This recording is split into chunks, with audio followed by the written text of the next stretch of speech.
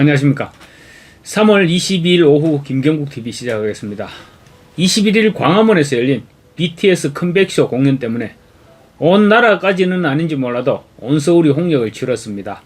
마치 테러라도 일어날 것처럼 분위기를 조성해서 인근 결혼식장 하객들까지 몸수색을 당해야 했고, 드론과 장갑차 그리고 무장한 특공대까지 투입됐습니다. 왜 이렇게 법석을 떨었는지는 모르겠지만 그야말로 난리 법석을 떨면서 준비를 했는데, 어쨌든 조용하게 끝나서 다행이기는 합니다만, 국내는 물론이고 해외에서도 혹평이 터져나오고 있습니다. 정부는 26만 명이 몰려들 것이라면서 만반의 대세를 갖췄는데, 정작 몰려든 인파는 4만 명에 불과했습니다. 그것도 동원된 경찰과 공무원 이런 사람들 빼면 3만 명도 안 되는 그런 숫자였습니다. 평소의 100배 물량을 준비했다는 인근 편의점이나 또 수천 개 분량의 김밥 재료를 준비했다는 상점들 모두 괜찮은지 모르겠습니다. 하여튼 결론은 폭망이었다는 평가가 나오고 있습니다. 차라리 잠실이나 상암운동장 같은 곳을 대여해서 행사를 했더라면 훨씬 더 성공적이었을 것입니다. 광화문 광장의 관중 세팅도 보십시오.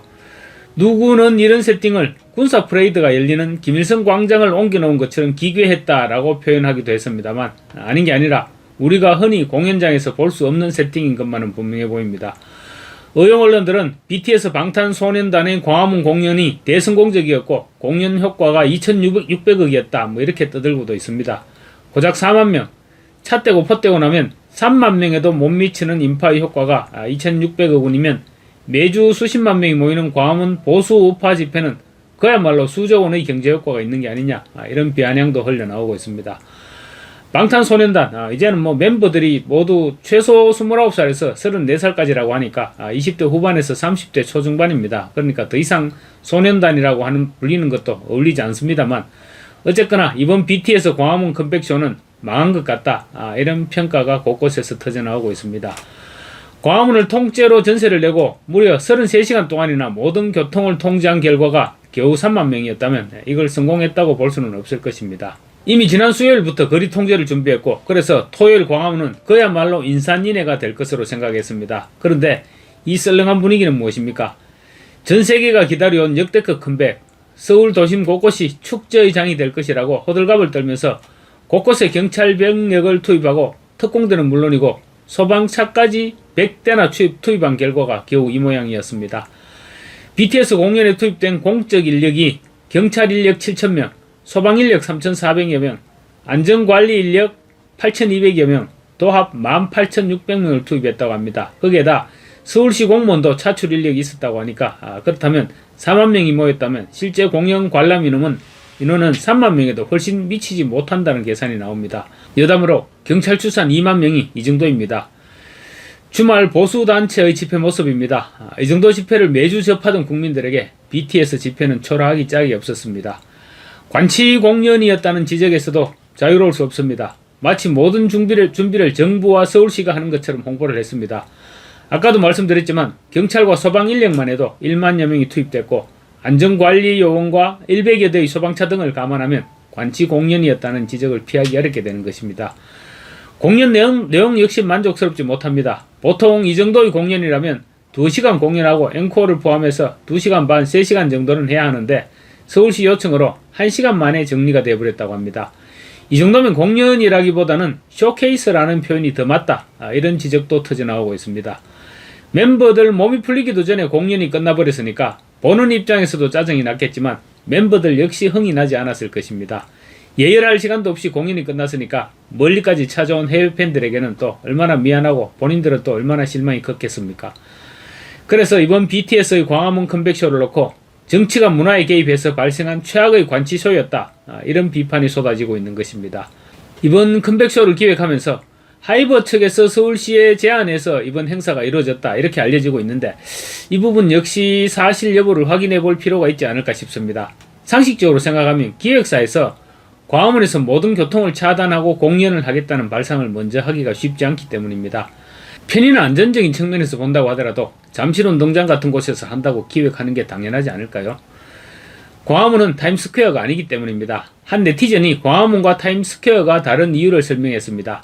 우선 타임스퀘어는 극장이나 엄청난 전광판 그리고 상업시설이 밀접한 상업거리이기 때문에 여기를 막고 공연을 한다고 하더라도 관광객이 소비하고 즐겨도 뉴욕 행정이나 물류가 마비되지 않는다는 점을 지적했습니다. 하지만 광화문 공연은 타임스퀘어가 아니라 미국의 금융 중심 거리인 월스트리트를 통제하면서 공연하는 것과 마찬가지라는 것입니다. 두 번째, 타임스퀘어는 기본적으로 유동인구 대부분이 관광객이기 때문에 여기는 사람들이 몰리면 몰릴수록 이득이지만, 광화문은 정부 서울청사와 대기업 본사 그리고 대사관들이 몰려있고, 또 주말에는 예식 하객들이나 나들이 오는 사람들이 줄줄이 몰려드는 장소인데, 예약 손님을 통제하고 막아버리면 카페나 예식장 또 식당에 막대한 피해가 생긴다고 지적하고 있습니다. 기획사가 이 정도 걱정을 하지 않았을까요? 관치 공연이었다는 의심을 하는 것은, 또 김민석이 앞장서서 준비 상황을 총지휘하는 것에서도 그런 의심을 자아내게 했습니다. 이런 장면들도 분명히 역효과를 불러일으켰을 것입니다. BTS 공연을 통해 꽉 막혀있는 국정 운영의 분위기 반전을 노렸던 이재명의 대실패가 아닐까 싶기도 합니다. 혹시 모를 일입니다. 대전 화재가 아니었더라면 이재명이 공연 행사에 깜짝 출연을 계획했을지도 모르는 일입니다. 이번 공연은 누가 보더라도 상암 월드컵 경기장이나 잠실운동장 이런 장소, 아니면 혹시 야외를 원했다면 한강공원을 활용했더라면 BTS도 하이브도 그리고 관람 국민도 경찰도 서울시도 모두 만족할 수 있었을 것입니다. 광화문을 팬덤을 위한 공간으로 만들 생각을 했다는 것은 그래서 어색한 것이고, 다른 생각이 개입했던 것이 아니냐, 이런 의심을 사게 되는 것입니다. 그런데 아무리 생각해도 국가 안보를 지켜야 할 특공대와 장갑차를 연예인 행사 현장에 깔아놓은 것은 분명히 정상이 아닙니다. 저는 지금도 장갑차와 특공대를 배치한 이유를 모르겠습니다. 해외 아미들도 난리가 났습니다. 한국은 지금 전쟁 중이냐? 왜 공연장에 장갑차가 있느냐? 이런 얘기를 하면서 경악하고 있습니다. 현장 사진이 퍼지자마자 엑소와 위버스에서는 실시간으로 비판들이 쏟아져 나왔습니다. 해외 팬들은 잠깐, 왜 공연장에 장갑차가 있지? 한국이 공격받고 있는 건가? 이건 컴백쇼라기보다 군사 프레이드 같다.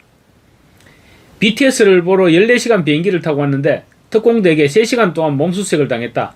팬 이벤트가 아니라 삼엄한 교도소에 들어가는 기분이었다. 좌석 배치가 너무 딱딱하다.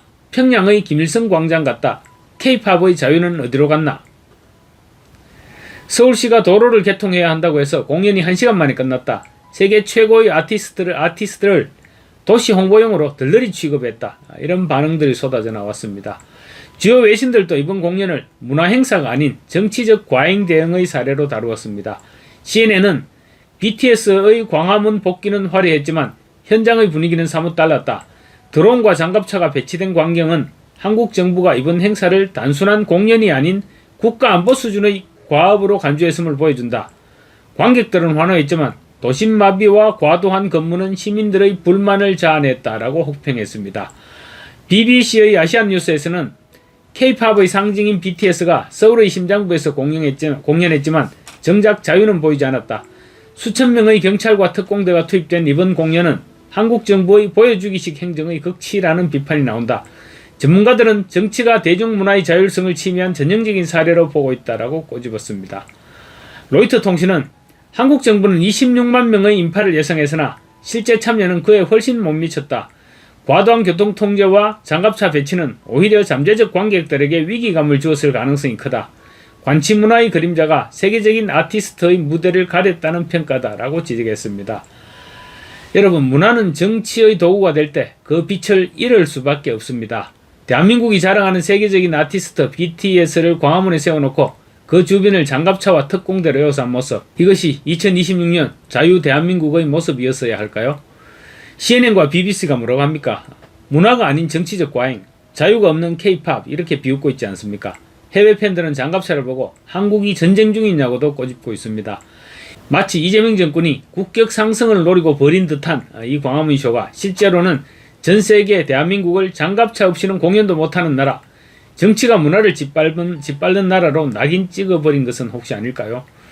국민의 세금과 공권력을 정권의 이미지 세탁에 이용하려 했던 것은 또 아닐까요? 여러분은 이번 광화문 컴백쇼를 어떻게 보셨습니까? 마치겠습니다. 감사합니다.